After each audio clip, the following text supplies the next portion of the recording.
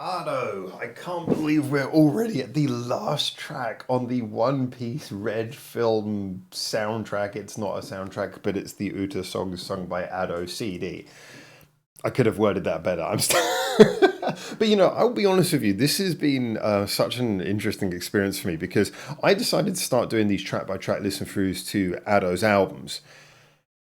Well, because I wanted to get a better idea for like the chronology of her music and really get more into it and kind of understand what made her tick rather than just sort of picking up on the occasional singles. Although I will admit everything seems to have a music video, with exception to this song.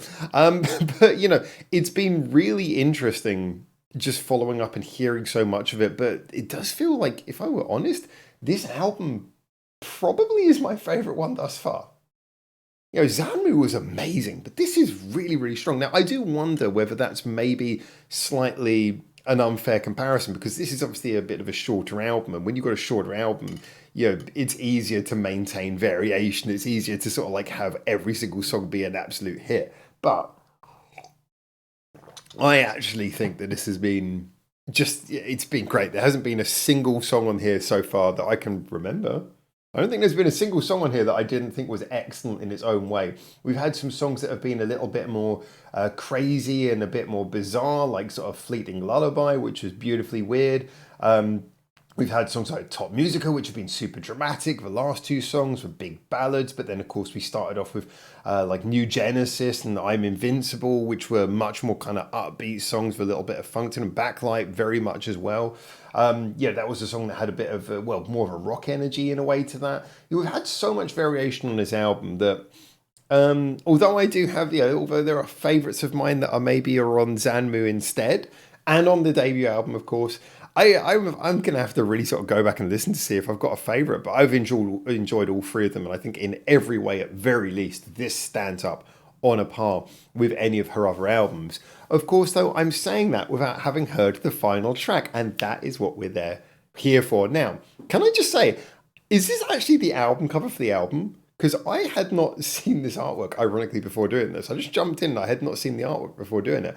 And I must admit, if that's the album artwork, that is superb. I love the feature that we've got like Uta, we've got Ado, and we've got the character from One Piece, who I think is called Luffy. I'm going to get so much hate if I got that wrong. But I like how we can kind of see all three, if you like, of the prominent characters. The character she plays, the star of the movie for which this is from, and of course the avatar, our avatar of the lady who is the voice. This is all centered around. So I really enjoy that as a cover. That's awesome. But anyway, here we go. We're going to jump into this. I'm actually kind of sad to finish this album. It's been so great. And I will say as well, I think it might have been elevated slightly by the fact that you can tell these are all sung from the perspective of one character. So it almost feels like there's a narrative. Even though I haven't seen the film, I feel like there's a narrative. I will say, I was talking about how great the album cover is, but now I look at it, why is Uta's hand so much bigger than her audience's hands? Because perspective-wise, her hand is, well, you'd think it would be closer to us, but obviously the audience is in front, so her hand is actually further away than the audience, which means that she just has massive hands. There's something for you to think about. Right, let's jump in. So this is the final song on the album. It is called Binku Suno Sake. Okay. Binku Suno Sake. And let's give it a listen. Straight in with the honky tonk. I'm going to enjoy this one, aren't I?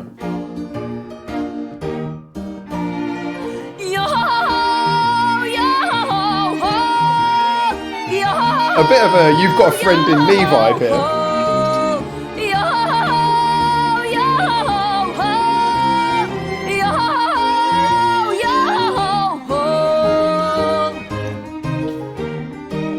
Okay. ビンクスの酒を届けに行くよ海風気任せ波任せ潮の向こうで夕日も騒ぐ空や輪をかく鳥の歌さよなら港紬の里よとんと一丁歌を船手の歌金パ銀パもしぶ時に変えて俺たちは行くぞ海の限り It is kind of like, it's weird, it's like a sort of clearing out the bar farewell sort of song. That kind of fiddle-esque violin plus honky tonk is such an interesting sound. ビックスの酒を届けに行くよ我ら海賊海割ってく波を枕にねぐらは船よ帆に旗にけたてるはドクロ嵐が来たぞ千里の空に波が踊るよドラム鳴らせ It makes a really good ending though, doesn't it? 風に吹かれりゃ最後明日の朝日がないじゃなし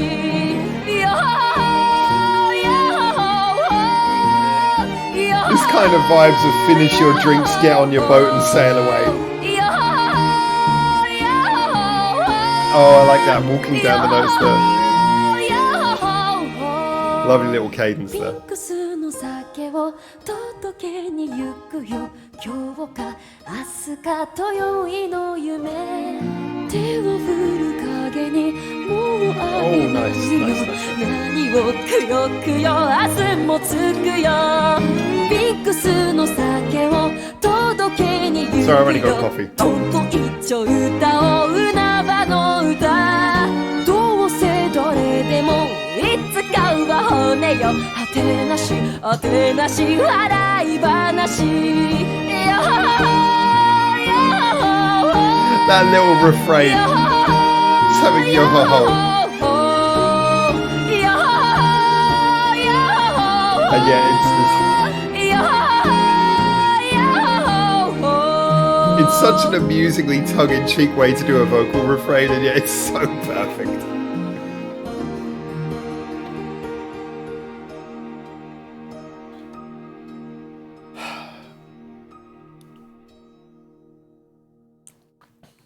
You kind of got like that's so charming. That's so charming. It's like something with it's like a honky tonk, but it's almost like it's so rattly. It's kind of got like a harpsichord dulcimer-esque kind of vibe to it towards the end there.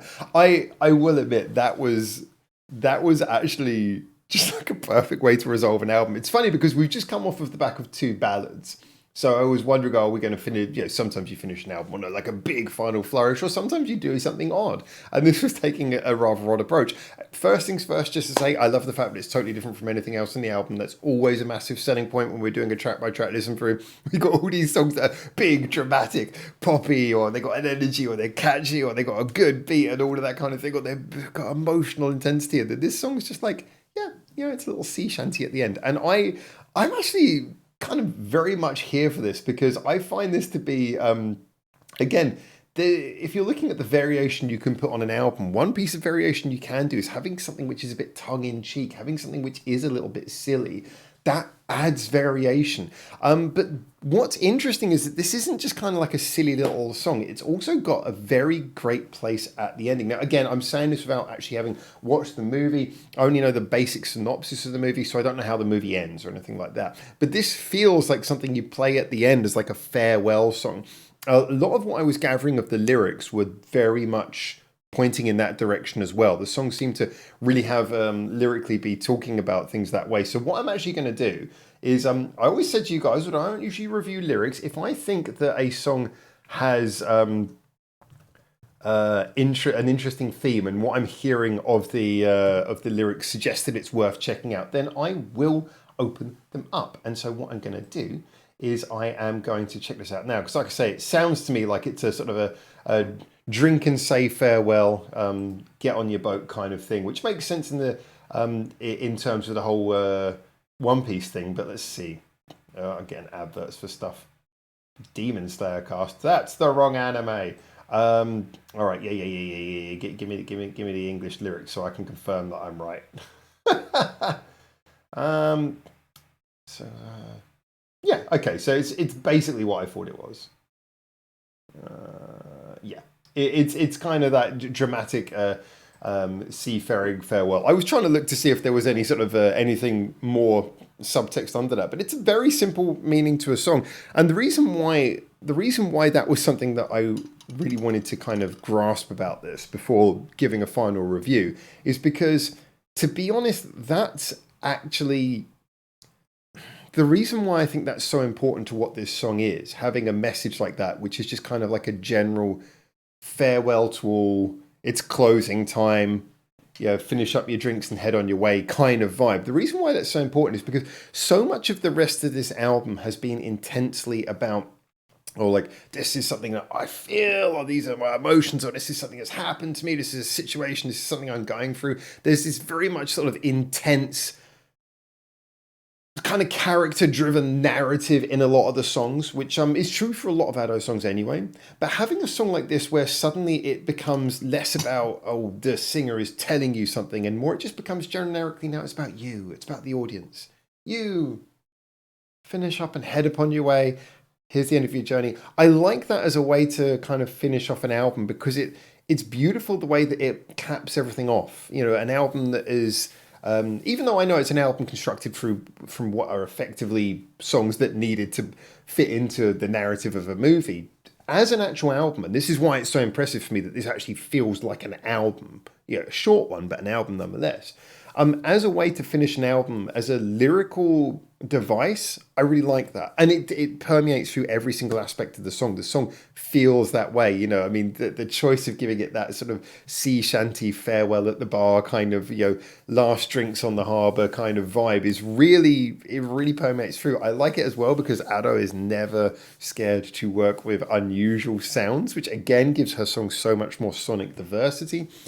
We've heard pretty much every conceivable sound already on this album, but this song, I like it. Funny thing is that actually, just before reacting to this, I mean, I know sometimes the order that I release these isn't the order I record these, but just before reacting to this, I had, I think it was yesterday or 2 days ago, the new song, Ay Ay Ay, had just come out, and I just did a reaction to that. And ironically, although that song is very different in lots of ways, there is one similar thing, which is that both of the songs at the core have this very interesting but very small kind of sound where there's a couple of things going on. In the case of Ay Ay Ay, it's much more like like fairground organ and these kind of like clanky fairground sounds, whereas this is kind of like small and clanky, but these are like clanky honky tonk kind of sounds. And again, it's for that idea of going for something small but very atmospheric, where you're not being wrapped up in this big wall of sound as you very often are with a lot of her songs, but instead you're being given this very small sound that really paints the picture. And then her voice does the rest. Again, this is a song where, very wisely given the tone of the song, she's not singing particularly strongly. And I don't mean that as in singing badly. I mean, she's not using a lot of power. She's singing quite a gentle kind of singing at the bar, kind of for everyone. Projecting, but not super powerful. The only bit where she really gets any power really going is the yo-ho-ho-ho bit. And she does that wonderfully. But of course, that's kind of like the fun sing-along refrain that I was referring to. So for me, this is an atmospheric win. It's a brilliant way to finish an album, whether this album was constructed to be an album or not. It feels like an album, and that for me is incredibly impressive. And so it's got that quality as well. It's a great way to end an album, both musically and narratively, and the way it makes you feel at the end of the album. It flows beautifully from everything we've heard before. It adds variation. It's the perfect example of everything right about an album track, in that this song on its own, would I come back and listen to this song on its own? It would be a very weird circumstance that I would want to. It doesn't feel like one of those songs that you would normally do. Maybe contextually, if you were saying goodnight to your friends, you might throw this on as a last song at the bar or something. But it's not a song that you're going to regularly come back to and listen to just because you're walking around and you want to put some music on.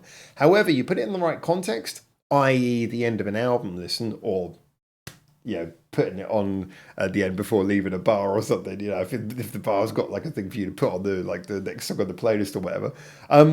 Outside of those contexts, it's just a quirky little weirdness. But in the context of the album and in the context of the right time, this is really perfect, and I really enjoy that about it. So for me, great example of why album tracks can sometimes be amazing in their own right. Saying something is an album track is not an insult. That could actually be a big compliment. songs that have purposes. Anyway, there you go. Those are my thoughts as always. Get in the comments. Tell me what you think. And until I hopefully see you very soon in Japan for the next one of these. Although I am actually currently in Korea. I have to keep on reminding people that. Reminding myself that. Until then, for now. Ciao, ciao.